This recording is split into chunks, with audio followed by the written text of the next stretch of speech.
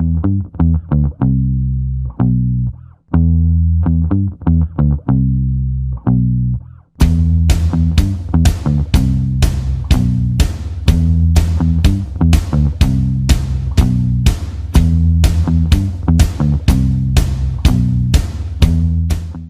is Sophia Haber Brock, and welcome back to North News. Today, I will be speaking with Dr. George, the Superintendent of the Middletown Public School District. We're going to be talking about what school will be like for the 2020-2021 school year and all the changes made. Hi, Dr. George. Thank you for joining me. Hey, Sophia. What happened at the Board of Ed meeting last night? It was a rather long meeting. But really the focus of the meeting was discussing our reopening plan and the next steps for the reopening plan. Over the last few meetings, we've talked about the timelines for reopening. And so the governor has laid out the timelines, Governor Murphy, of us reopening schools and letting the public know at least a month in advance. We're a couple weeks ahead of that. And our intention for doing that is to be completely transparent with our public. You may or may not know, but we had a committee of 150 community members, staff representing, all discipline. We had teachers, we have nurses, we have custodians, we have secretaries, we have administrators, we have parents, we have Board of Education members, more than 100. And 50 school community members that were part of the subcommittees that make up the reopening of schools plan. So last night was presenting that plan before we moved forward with submitting it, which we're doing now to the Executive County Superintendent, which is the way for us to submit it to the Department of Education. So we did a lengthy presentation and got a lot of community feedback last night on our plan. We have a 6-phase plan to reopen schools. First, I would like to say that for us, it's most important to get back to a sense of normalcy. And we would all like nothing more than to be in full, in-place instruction, brick and mortar for the start of the school year. But unfortunately, as we know, in the middle of this pandemic health crisis, we are not able to fully return to school with all students for the opening of school. So what we have is a phase-in plan. And the first phase is professional development for staff, because we know that since March 13th, the day that everything changed as it related to schools. And unfortunately, we had to go into a full remote learning platform. From there to the end of the year, there were successes. There were things that could be learned. There were areas that we could improve upon always and do a better job, and we're committed to do that. And so we have this spring and summer, we've surveyed our staff. We've surveyed students, as you know. We've surveyed parents, and we prepared this 6-phase plan. And then that first week will be professional development and for our staff. In the second week, it's reconnecting with our students and our families, our teachers and our building level administration, to really find out how they're doing and how we can help, and what we need to know to personalize the learning to maximize our students' success for the fall. The third phase of the plan is to bring students back on campus, but do it in a way that we can social distance. So to do that, we've had to cut our enrollment in half and go with an AABB schedule. Monday and Tuesday, the first half of the alphabet. Wednesday, there'll still be students in the building for small group instruction, related services, special education, emerging bilingual will all be in the building. Teachers will be in the building. Virtual live instruction will continue, as well as additional assignments. We call that live instruction synchronous. And then those offline additional resources and collaborative work, which could be group work or project-based work, that's the asynchronous work that will be going on as well. And then Thursday and Friday will be that second group, the second half of the alphabet. And then as all the indicators based on, first of all, the direction from the governor, and then the direction from the Department of Education, and then the New Jersey Department of Health. And all of this is based on the CDC guidelines. We will, if permitted, as long as there is not a spike or an increase in cases of COVID, as long as everything remains constant or hopefully goes down to where there is less cases and less concern, then we could start to build in those last phase 4, 5, and 6 to where we could get to a full in-place instruction for all students. And that's where we want to be. I know that's where our students want to be. I know that's where our staff wants to be. Certainly our parents want that, and our staff want that for our students. And of course, our administrative team is right there with it. So, I mean, that's really was the focus of last night's board meeting. We made some changes to our calendar to better accommodate that. So that whole first week where we were going to bring in students at the end of that first week, the whole first week will be professional development. Then the second week is that individual meetings.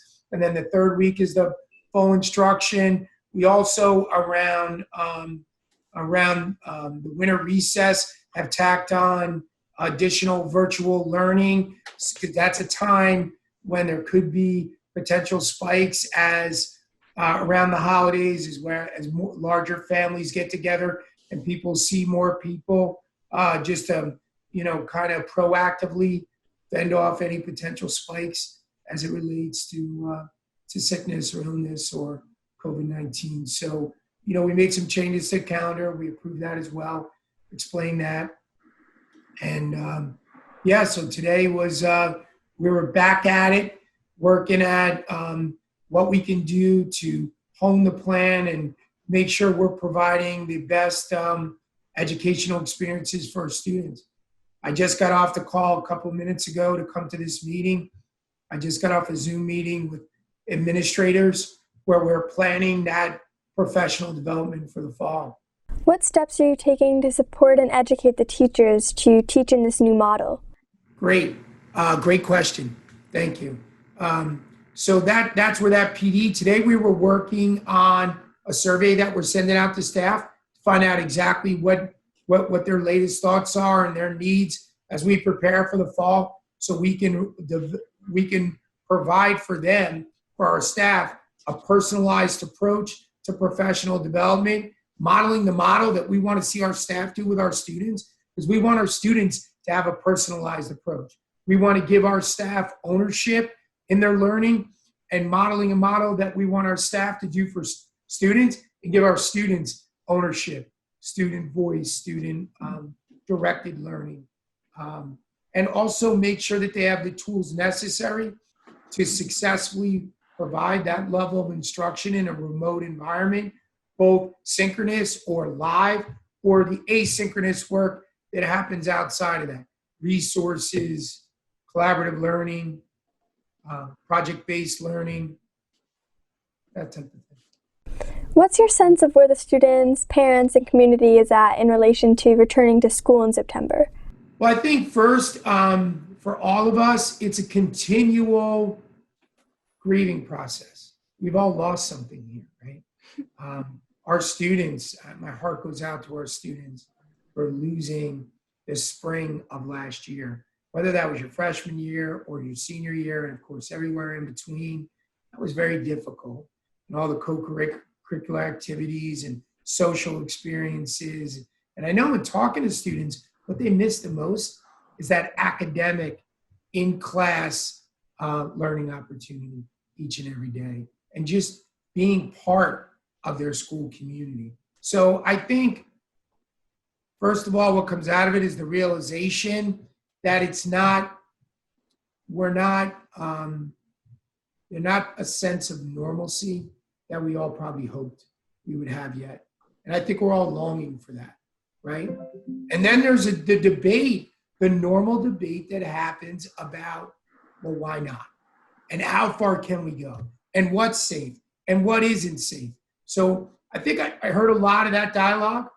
I think that our administrative team, we paid very close attention to what our stakeholders think and what they said. So I welcome the opportunity to come and talk to you. You know how much I value student voice. As a matter of fact, earlier this morning, I was on a call with students as it relates to our curriculum and social justice and anti-racism. So I always welcome the opportunity to interact with our students.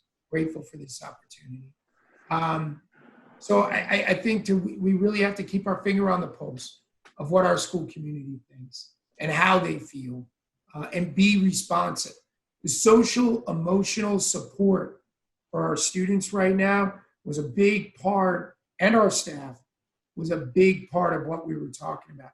You know, in the middle of this health crisis, it's scary for all of us. The reality of this pandemic, and of course, where we are as a result of it as a society, and all the ramifications of this health crisis are a lot to process, and they cause a lot of anxiety and a lot of concern for families, for parents, for students. So that's got to be an important part of what we're doing, in making sure that we stay in touch with how our staff feels. So that survey work today was important. What precautions are being taken to keep everyone healthy in school?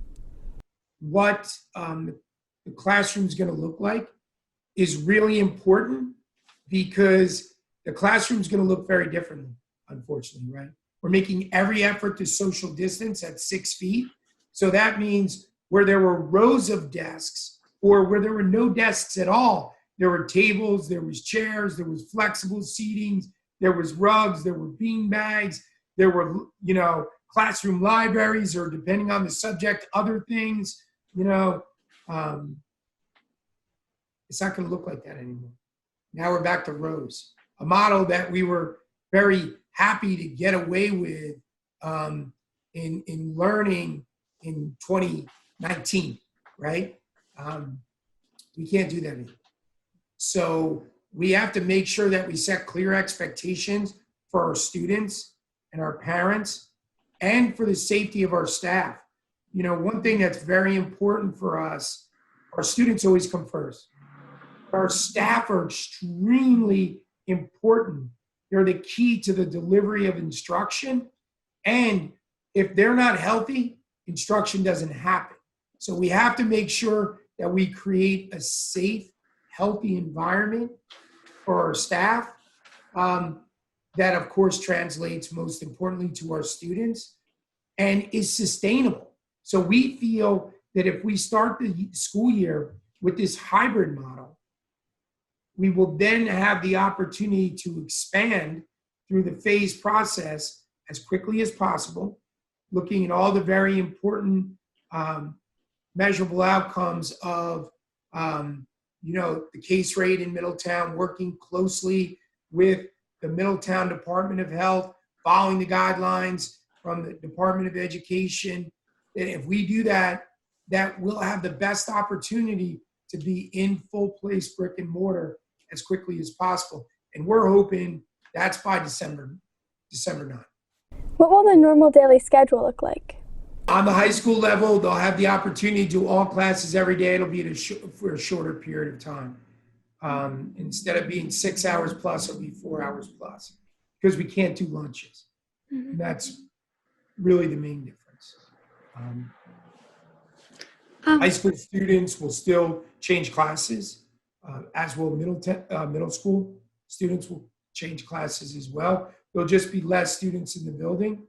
We'll be wearing masks wherever possible and anytime we're not within 6 feet. Mask breaks will be given when appropriate and when possible, but the expectation of masks for all students will be there. Will the teachers have to wear masks at all times? Or are there going to be sports, clubs, and other extracurricular activities? We're hopeful. We're going through the NJSIA, that's the governing body of high school athletics. We're going through the protocols for a phased-in plan. We're in that first phase of that for our athletic teams.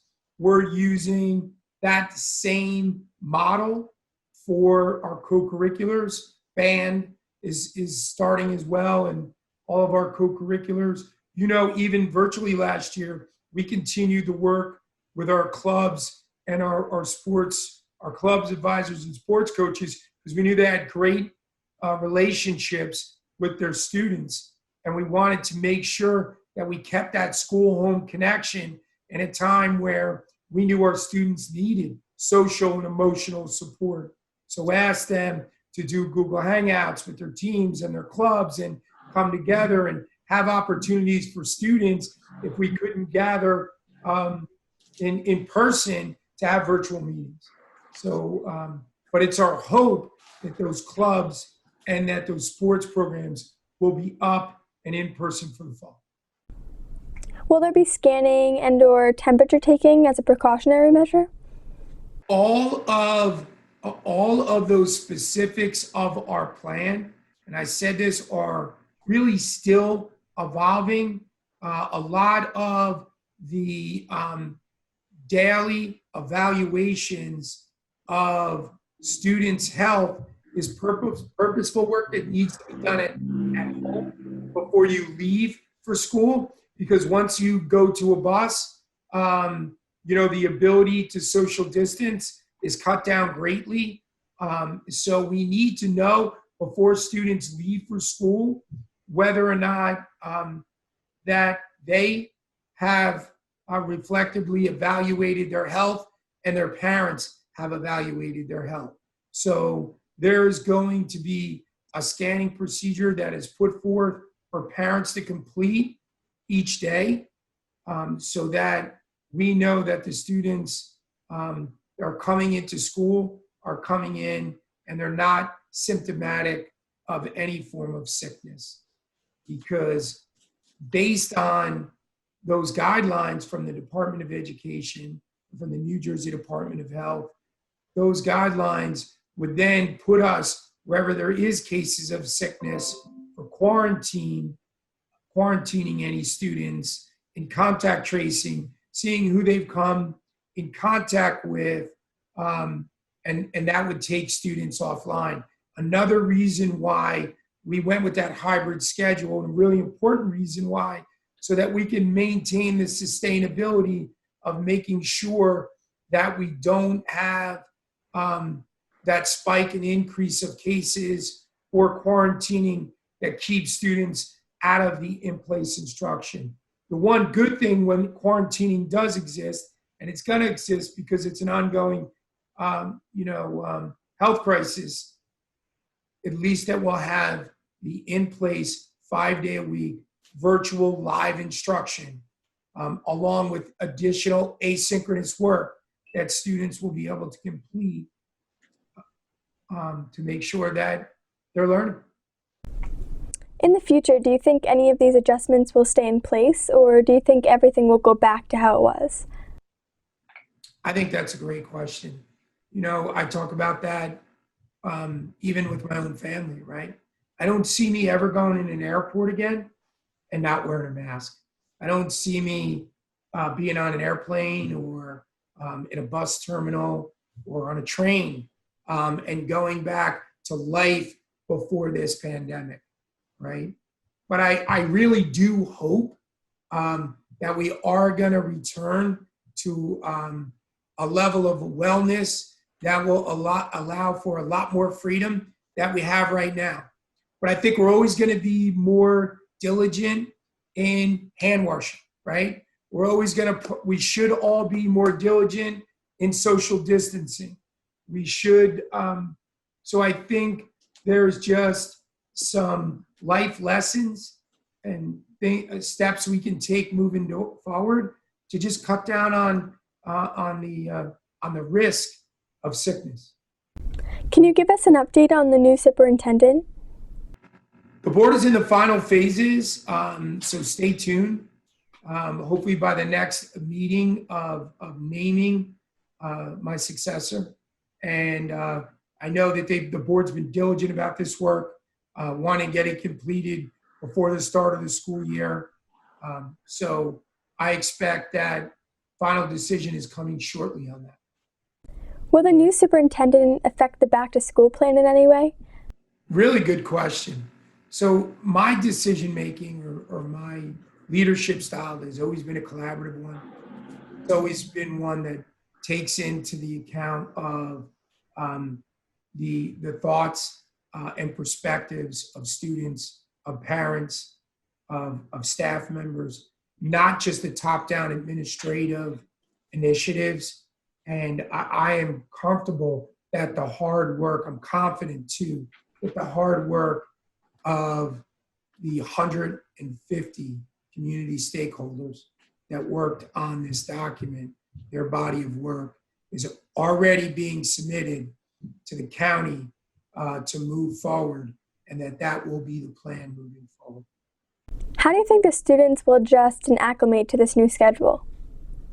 Yeah, well, I think that's the goal of that second week, in making sure that there's clear expectations set with that phase 2 of the program,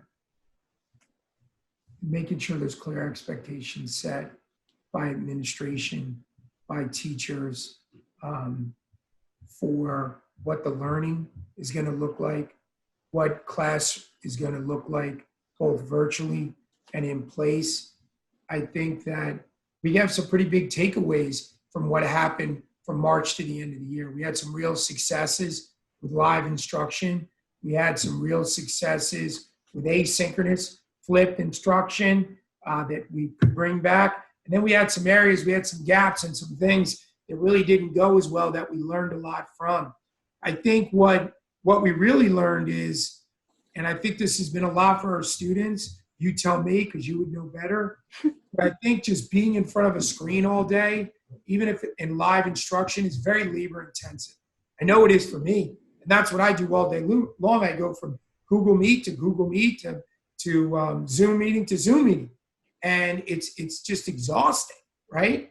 So I think we've learned from that how we have to cut down those intense times for instruction and chunk it and do it differently. Do a combination of live in place and asynchronous, give students the opportunities to collaborate with each other. The stuff that students, I see, and what the research is telling me, that's the stuff that students miss the most about the classroom.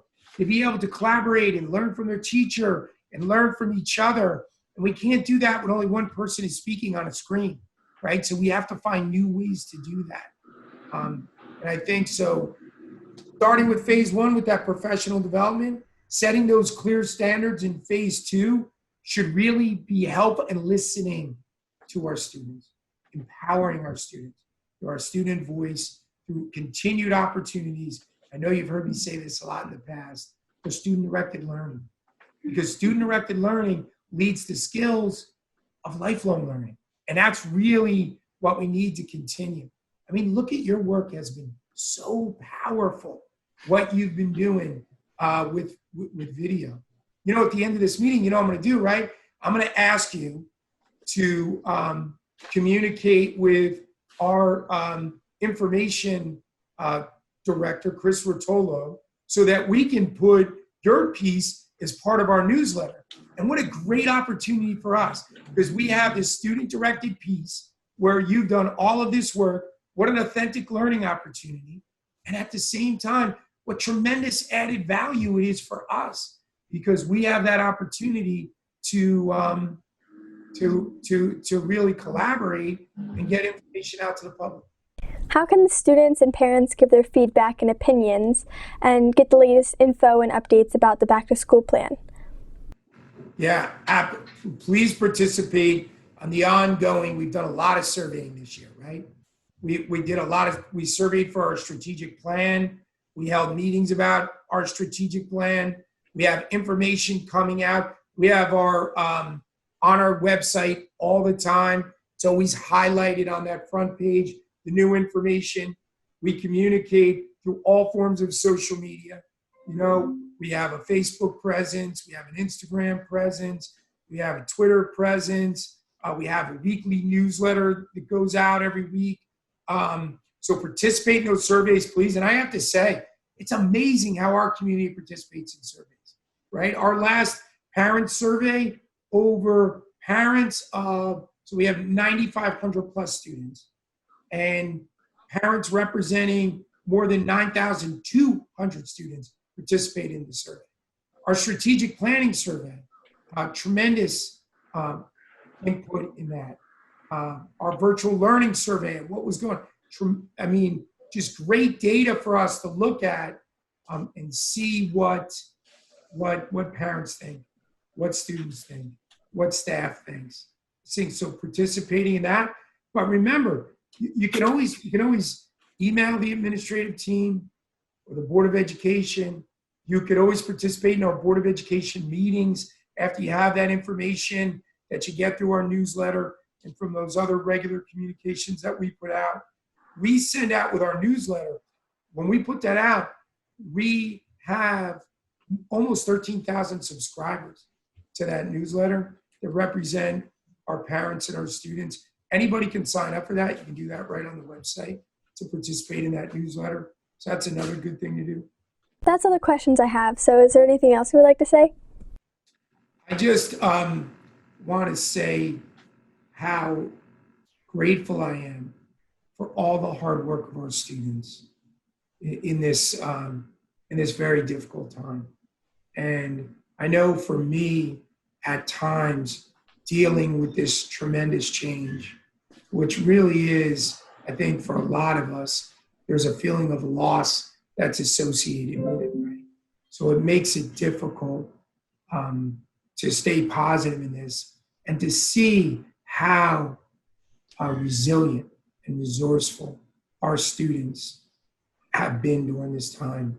I just want to say thank you. And to our staff, this has been harder for all of us. It's harder for students, it's harder for staff. And we all rally around the common goal of the success of our students, no question. But to see how well everyone has performed, I can't tell you how grateful and how proud I am to be a small part in the end of my 33-year professional career, to be a small part of Middletown Township Public School District. Yeah, absolutely. Anything we can do to create authentic opportunities for our students. I think your work in this last year, Sophia, has been so valuable. Really, truly, it's been so valuable. And at the same time, I want to ask you, let me ask you a question. How valuable has that learning opportunity been for you? Yeah, it's really been such a great experience for me. Thank you so much for your support. It was truly a blessing in disguise, honestly, because even amidst everything going on in the world right now and all the changes we had to undergo, I got to continue my passion during quarantine, and I was able to learn a lot about filmmaking and my community, and just to get to talk to people, and it was just a really great experience for me, and I wanted to try to make a difference, and yeah, I had a great experience. Great spending time with you. Thanks for all you're doing. I really mean this has been tremendous added value for our school community in this moment. Thank you. Very grateful. Thank you. Bye.